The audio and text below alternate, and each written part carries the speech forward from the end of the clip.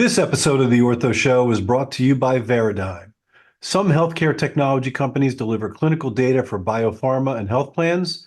Some help turn that data into insights. Others serve healthcare providers directly by providing point-of-care clinical software. Only Veradigm does it all. That unique combination added to our nationwide scale is why so many leading healthcare companies choose to be a part of the Veradigm network, working together with Veradigm to transform healthcare insightfully. Whether you're a healthcare provider, patient, biopharma company, or payer, check out www.veradigm.com. That's www.veardigm.com to learn how Veradigm can help you too. There are so many paths to greatness in orthopedics, and we have a very special guest, Dr. Bassem Elhassan, a young man from Beirut, Lebanon, who decided that he was going to be one of the world's great orthopedic surgeons. His journey is really a remarkable story, having to redo his residency here in the United States, traveling every weekend during his residency to work with some of the great orthopedic surgeons around the world. Does his fellowship at the Mayo, then does another fellowship at Mass General, goes back onto staff at the Mayo, and now is back again at Mass General Hospital. He has so much to offer. We're going to have a fun little segment of some ballroom dancing as he is the Argentinian Tango orthopedic surgeon of the world. This is a great episode. I know you're going to love it. Dr. Scott Sigman, #follow the fro.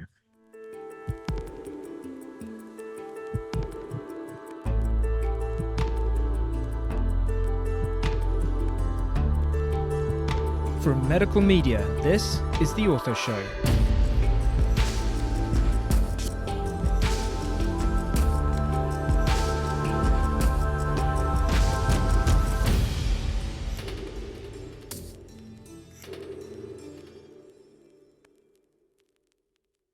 Hello, world. Dr. Scott Sigman. Yes, your favorite opioid-sparing orthopedic surgeon here for another episode of the Ortho Show podcast, where everyone knows we bring you the best of the best.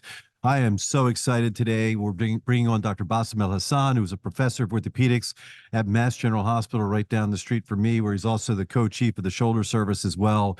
And Bassem has clearly one of the most fascinating stories to greatness in orthopedics, and we're so happy to be able to have you here with us today. Thank you so much, Scott, for having me. I appreciate it. It is my pleasure. So we have listeners from all around the world. We always like to tell the stories of our guests at the beginning, where you were born, where you grew up, about your family. Were there other doctors in the process as well?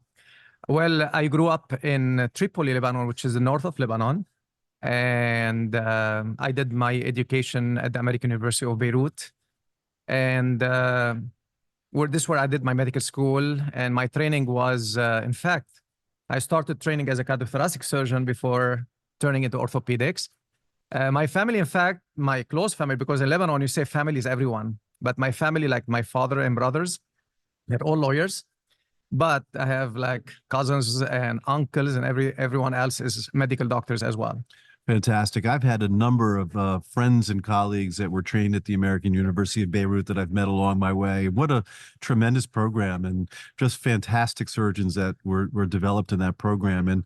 But you had the desire to break into the United States, which is no easy path. No, not at all. In fact, again, like my plan was to become a cardiothoracic surgeon, but we lived the war in Lebanon. I was like part of it, and my dad got shot in his leg, and I had explosive bullet in his leg, which led to multiple reconstructive surgery. The way I saw him, like struggling, him and with my mom, this is what led me to orthopedic surgery. And so you started your training in Lebanon at the American University of Beirut, where you did a fair amount of training, 3 years of general surgery, and then orthopedic surgery as well, with the hopes of getting into a program at the United States. So how difficult was that process? Oh, it was absolutely very, very difficult. In fact, I was during my 4th year of residency when I applied into the residency program. And again, I was mostly trained into trauma and cardiothoracic. And it's like just quick funny story, because when I applied to 85 programs. I got essentially 0 interviews. Like there's only 1 interview, which was even not in person. And the day when the match came, at that time, there was a only computer, not like now. So everyone was in line to check on that computer.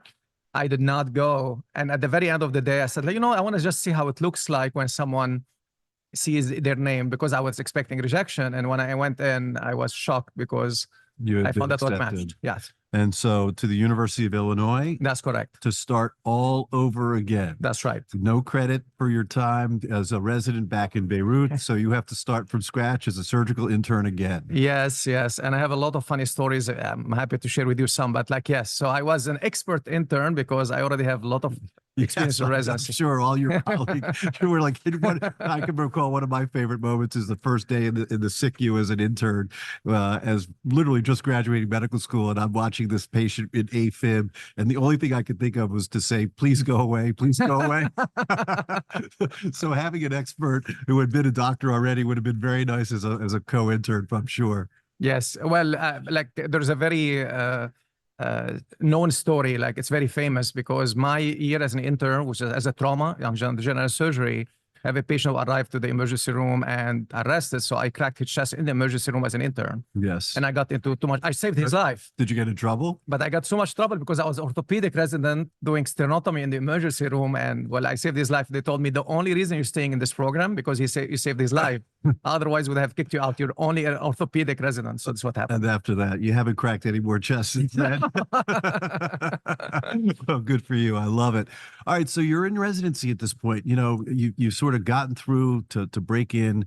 What were you thinking as far as specialty at that time, where you had some experience? Well, yes, like from the very, very beginning, I was very fascinated by the upper extremity, partly because when I was back in Lebanon and we started to do some training in orthopedics, they were really very good in spine, arthroplasty, trauma, pediatric, but they were really not, at that time, not that good in upper extremity. Many times we have problem and I cannot solve, I get frustrated. So from the very, very beginning, I wanted to become an upper extremity surgeon. And so, you know, once again, the underachiever, Bassem Elhassan, decides in order to be great, I'm going to have to really learn from the best. And so from there, it's off to the Mayo Clinic where you're doing your upper extremity fellowship. So please shout out to your mentors and the time spent there as well, please. Yeah. So again, because of my background, the opportunities like to shadow people was really not possible when I was overseas. So during my 5 years of residency, I spent every single vacation traveling to different surgeons to wash with them. So I did not take any vacation in my 5 years of residency. I applied, I got the Mayo Fellowship, which was amazing. And I went to the Mayo Clinic and it was absolutely an amazing experience. The team, the spirit, the education, the patient care was amazing. And I learned tremendously. And during that year, I applied to the shoulder fellowship and I get into the MGH shoulder fellowship. Which seems to be a theme, you know, that whole Mayo Clinic Mass General theme has been a part of your career, right? That's very well said, yes. I love it. So was Joaquin Sanchez-Sotelo at Mayo at the time? Yes, yes, yeah. Absolutely. What a wonderful man. He is amazing. He's an amazing man. He is just always a pleasure to be around him. So from there, it's off to Mass General to do your fellowship. And that must have been JP Warner and Larry Higgins at the time? That's correct. Yeah, so another amazing year. You continue to learn from the best of the best. Incredible year of education and learning. It was amazing. Now, were any of the Boston sports teams winning at that time? Did you get any rings by any chance? I was not into that. I was much more into football or soccer at that time. Yes. Now I'm becoming a big basketball fan. So. No, I love it. I love it. Yeah, hopefully the Celtics have done well, so we're going to keep going there. All right, so now from there, from Mass General, you learned from those two, which again continues to add incredible, you know, credibility to you in your training and the things that you're learning, and you need to get a job. And so it's back to the Mayo Clinic, which has a really fascinating culture. And I think you should spend some time for our listeners to understand why the Mayo Clinic is so different than most other academic institutions. Mayo Clinic in general, they like to keep the people they train. Yes. And this is, I think, a certain academic institution, but especially at Mayo, because they know them very well. They educate them very well. They train them, so they keep them. But then once you are in fact, I was hired into the hand surgery program, not into the shoulder program. And at that time, I was asked to do only paralytic shoulder, not the rest of the shoulder. But I have to say what is incredible about Mayo, first of all, as an institution, there's nothing like it. You have access, like you have everyone around you to help you. So first of all, you have access to the lab, you have access to biomechanics, you have access to a lot of people to help you around. At the same time, everyone around you is embracing you. The patient is a Mayo patient, is not your patient. So everyone worked like a team to get the patient better. So this is what was amazing about Mayo, and this is how, with the help of the colleagues around me, we start to progress and to learn better and help patients more. So it is by no accident that you continued to work your way up in the academic, chain of the Mayo Clinic. You had spent all of your weekends away learning from the best professors in your residency. You did fellowships at two of the top fellowship programs in the world, but yet you still came in as an instructor. I mean, you were not a full professor. That's true. But over that next decade or so, you continued to write papers, and your influence in particular with the paralytic shoulder, I'd like to discuss that, because I think that, when I think of Bassem Elhassan, I think of tendon transfers in really unique ways. And what you did was you took these tendon transfers that you learned for this isolated population of the paralytic, and then you figured out a way to use that more mainstream. And that's what you really are so well known for. That's very well said. Yes. Well, yeah, because when I started at Mayo, because I was in the head division, the Mayo at that time was becoming like the #1 brachial plexus center in the world. But what happened is the patients, with the paralytic shoulder, upper extremity, they get so good at getting the elbow, but not shoulder. So they came to me at that time, and it was my second month of my practice, and they told me, can you do something? We get them elbow, they keep rubbing on their belly, they cannot get rotation, what can you do? And this is where the lower trapezius came from. We went, because of the amazing Mayo, went to the lab, we did the anatomic biomechanical study, we were able to come up with the lower trapezius at that time for the paralytic shoulder. But I think that's so amazing. I want our listeners to really appreciate that.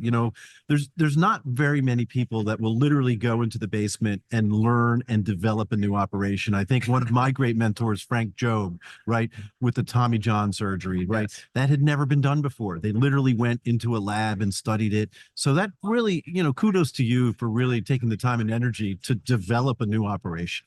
Well, I do appreciate that. Wholeheartedly, if you appreciate very well how incredible the human body is, and you understand it very well, you spend the time to try to understand it, believe me, you can do magic with it. The only thing is, and I want to say to all, especially like those newcomer, don't be afraid of exploring what you have in your heart. Sometimes, I know we follow what a lot of amazing people give us over the years, but sometimes there are things that we can come up with, you'll be surprised we can come up with. And especially for if you have a history of cross-pollination of your time with hand and microvascular, that allowed you to think outside the box. Exactly. And so use all of your training across all aspects to be able to come up with new ideas. Exactly. To be able to help, because again, by that time, there was no solution for brachial plexus, that they don't have shoulder motion at that time, except shoulder fusion at that time. Yeah, no, that's really wonderful. And we really are so appreciative of you to share that story in particular. And so you went as high as you could go at the Mayo, and life is good, but that wasn't enough. It was time to get on that shuttle back to Boston again. And now you are partners with JP Warner at Mass General. Yes. Well, I will not say enough. There's nothing called enough about Mayo. I love Mayo. It's still my family. And it happened that JP, because I am very thankful to JP Warner and his training to me, reached out to me like to come back and to lead the service and become the fellowship director. And it was COVID time. And it was this time of your career that you feel either I will stay here forever or I will do it. And when I'm deciding to do it, it's really gamble, because I'm very happy. I was not unhappy with anything at Mayo. I love Mayo. I said, you know what? That's it. I'm going to do it. This is transition. Let's do it. And I did it. And honestly, I love Mayo, but I'm very happy where I am right now. Yeah, well, Boston and Rochester are a little bit different. There's maybe a little bit more to offer in Boston, but well, we're thrilled to have you. I mean, to be able to have you and JP and your team and the fellows that you're working with. I love your CV. You list every single one of your fellows that you've ever worked with. As a mentor, I feel like at the Ortho Show, that's such an important word for us. So we appreciate. So listen, we're going to step out of orthopedics a little bit at this, just because you have such amazing history. When I think of Bassem Elhassan, I think of left brain and I think of right brain, as well, right? An amazing technical surgeon who's amazing on the podium, but yet you also have other passions. Yes. You play the mandolin, you play some drums, you are an exquisite ballroom dancer, and the rumor has it maybe it's the Argentinian Tango. That's true. So tell us about where that comes from. Well, well, Lebanese people like to dance. Yes. We like to shake.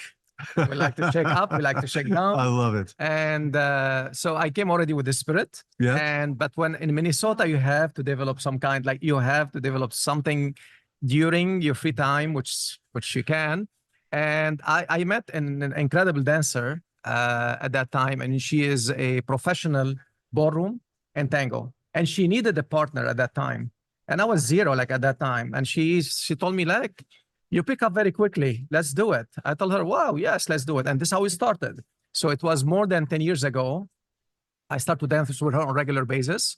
Then we started to go to conferences like this, but for tango. And then we competed nationally like 5 times. Like 2 times we arrived to the final, me and her. I love that. That is absolute Dancing with the Stars, orthopedic surgeon, Bassem Elhassan. They offered me to go to Dancing with the Stars at one time, but they require full commitment for 2 to 3 months, which I cannot do. Well, you're never in Boston anyway. You're always traveling anyway, Bassem. It's impossible to get a patient in to see you. No, I'm just kidding.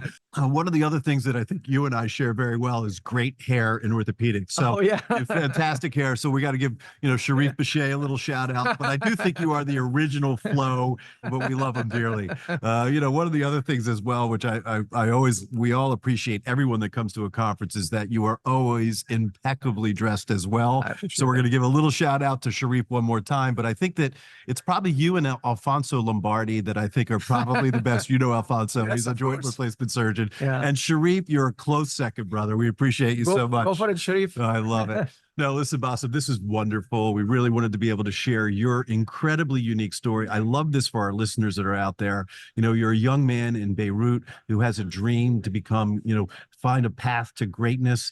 You did not stop. You persevered, really pushing the limits for you to get to where you are now. And we so appreciate, all that you have done for the world of shoulder and for orthopedics. Scott, as you know, I do a lot of mission work.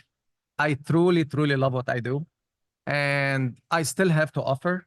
So what I try to do is I just wholeheartedly, I try to come up with things to make patients better.